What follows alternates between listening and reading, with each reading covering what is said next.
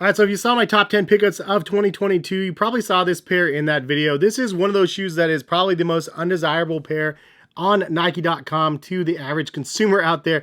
But for me, I'm like, dude, I was so geeked that they got these back, and I knew the sizing properly to get the shoe.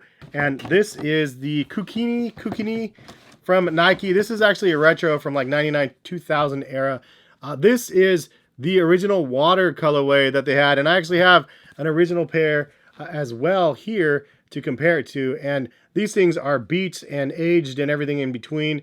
But this was such a revolutionary sneaker that dropped back in the day. They had great advertisements on the shoe that I just saw the ads and I was like, those look crazy. This colorway specifically made the model to me, but I had a couple of them. But I did want to get into a bigger discussion with you guys other than this sneaker, and that is the problem with Nike retros. So this is a shoe that came out, didn't have any story. They just dropped it thinking the lore and the hype on the old days of the shoe might sell it in today's market. But it literally is like Captain America being unfrozen and then showing up in New York City and trying to figure out what's going on. Like, this is like one of those shoes that an average newcomer is going to look at the shoe going, bro, it doesn't fit in here. That's the feeling I get with a lot of old Nike retros that I absolutely loved when I was younger, ones that I had and ones that I'm so excited to get back in my collection. But there's a lot of people out there that are just totally confused by what these things are. If they're new, if they're old, there's just a lack of storytelling behind the model. But I think it's a deeper rooted issue than that. So let's just jump into it. Nothing on the website says that this is the 23 year anniversary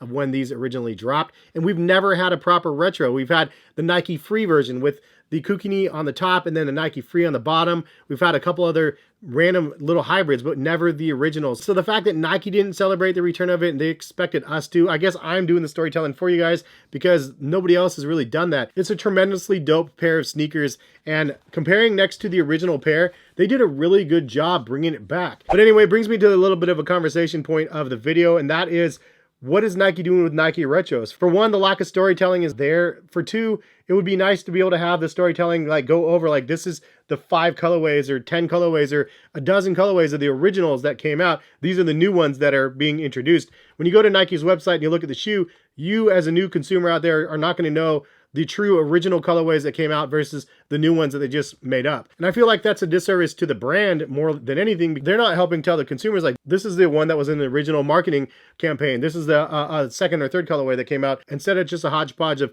colorways that they created, and some of them are good and some of them are bad. But really, it's not unique in this shoe. It's happened a lot across the board in a lot of different Nike retros. So here's a Nike retro problem in my eyes. An old sneakerhead like myself goes, gosh, I wish I could get that one shoe that they released years and years ago. I really liked it when I was younger. I had a pair of them and I want another pair. So now Nike might think, okay, I can sell this shoe. I'm going to make a buttload of money off of this shoe. Can't wait to make a bunch of these and get these people to buy this old product. Since Nike probably never saved in the original molds, they have to create a new mold to create a shoe that's very similar to the one that they had back in the day. And now they have to make probably a bazillion different colorways and a bazillion different pairs of the sneakers to be able to make their money appropriately, which I'm talking about Nike money, like making lots of money off of it, right? And guess what? The consumer market for this product is old heads like myself, which I'm one of not very many, versus the general public that are just looking at Nike's site to find something fun to buy. They don't understand what they're even looking at. Somebody like myself is super excited because I'm able to get the shoe that I wanted back in the day, but it doesn't bring new customers in. And I feel like that's the problem with most Nike retros that they've brought out in a handful of years. We have the Air Max 120s, we have the Air Max Deluxe, we have the Tuned Airs as well. A bunch of these retros just didn't get a proper story, had a bunch of random colorways. Same problem here. Can't decipher between the originals and the new colorways, and then it doesn't bring in any new people into the product. But then here's where their problem becomes our benefit as consumers out there. Nobody wants these shoes, right? So they end up going to outlets. You can get them for a fraction of the cost at retail. Like I said, one of the first colorways of these available, I bought them for like 140, 160 or something like that. Now they're at $78 on Nike's website. And then the rest of the colorways are sitting in full size runs. So eventually they're going to go on mega sale as well. I'm assuming I'll probably be able to buy this shoe again in another size for probably like $60 in the future, maybe $45 even. So ultimately I win as a consumer because I'm like, dude, why would I pay $160 for that? I can get it for 40 bucks. But that's not a business model that Nike necessarily wants to uphold. My thought on the business side is this, and it's not one as, again, me, the consumer on this side, where I'm like, cool, 60 bucks, I'm going to take those. I'm super happy about that. It's me on this side, the business owner, let's say if I was Nike, and what I would rather do is release the first pair like these, the original colorway, make a nice story about it, put it on Sneakers app, let people know that this is an original coming out of the archives 23 years later in the correct form, and so on. Here's the storytelling visually of all the different colorways that they had back in the day. Get the original designer talking about them. Get Nike sneakers talking about them a little bit as well, but really just draw a new audience to the pair. And then, by the way, they're limited edition. This one's only going to be like, 10,000 pairs or less than 10,000 pairs, 5,000 pairs, whatever it is. It's going to be really hard to get. It's going to suck for people like me on this side because obviously we want that thing. But what it's going to do is probably turn new people to this product and get their eyes on the model if they've never even seen it. Now they have a history lesson. Now they're on the inside of the bubble where they know about the product. They have an appreciation for the product. They understand the history of it. And more importantly, they're fascinated by the look and the feel of the shoe because it's comfortable and it's really fancy, crazy looking even 23 years later. Now you have that gateway drug of that limited hype edition sneaker. Now you can time release the next couple sneakers in more limited edition form and then do a couple general release pairs as well where they're rarely available on the website like they are right now. Now some of those original colorways are going to be able to make their way into the hands of some of the collectors as well as some of the people that just want to try the product. And I feel like that way you're going to be more inclusive in the products you're releasing, giving a wider market reach of the product and really just turning more people to something that's really, really dope and something that people are missing. But that's just my 2 cents. I feel if Nike did something like that, it will let people like you guys know that don't know about the shoe, what is cool about these and like why they should probably know about them. For me personally, it's just a really dope shoe.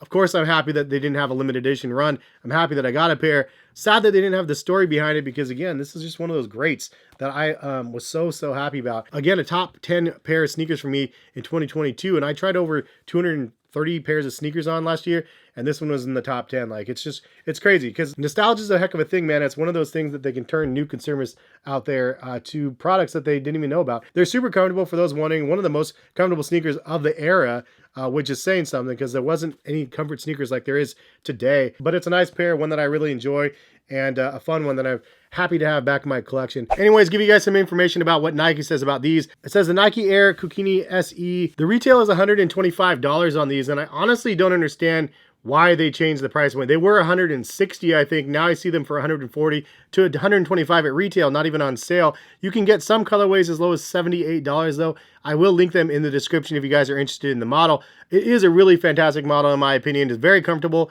It's very form-fitting. They do fit snug though, so go up a half a size. That's my personal recommendation. I wear a 9.5 normally. I got a size 10. But what it says, let opposites attract with the Nike Air Kukini. Bridging casual with technical, it's a stretchy neoprene-like fabric that hugs your foot while the cage support system adds a sporty finish, inspired by 90s ski suits. Visible air cushioning puts a cherry on the bottom for this boundary-pushing paradox of perfection. The benefits are the durable plastic cage around the midfoot section provides support and stability. Neoprene-like fabric forms to your foot and dries quickly. Designed for performance sports, visible air cushioning in the heel delivers lasting comfort. Rubber outsole adds traction and durability.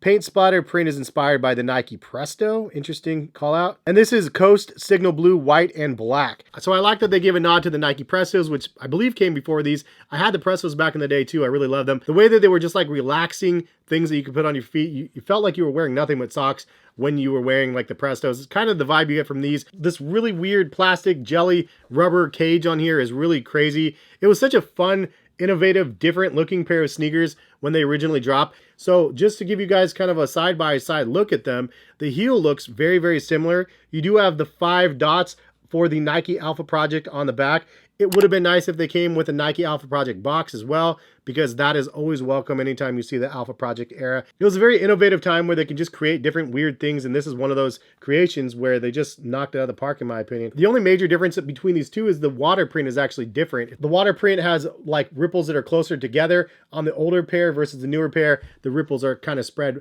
much further apart. The sole looks pretty much exactly the same. It doesn't call out the Duraludon, and it doesn't say like the PRS 1000 or whatever it says on the bottom of the shoe, but fundamentally it does look pretty much the same. The little faux suede extras all over the shoe look very, very similar as well. They did move the size tag from under the shoe to the side of the shoe, but even the insoles look great as well. Like, it's a really nice revision of the original shoe that they brought back, and I'm super excited about it. Honestly, it's just nice to be able to have a functional pair that I can wear again. The original ones are so old that I could barely wear them because the midsole is starting to crumble. Anyways, if you guys want to buy a pair, check the link in the description, take you over to Nike's site. Appreciate you all for stopping by and watching. Hope you guys enjoyed the video. Subscribe if you guys are new to the channel. If you guys did like the video, drop a like on the video, and if you guys want to click any of the videos on the screen at this point, feel free to click them and check out my other content. Have a good one. Peace, guys.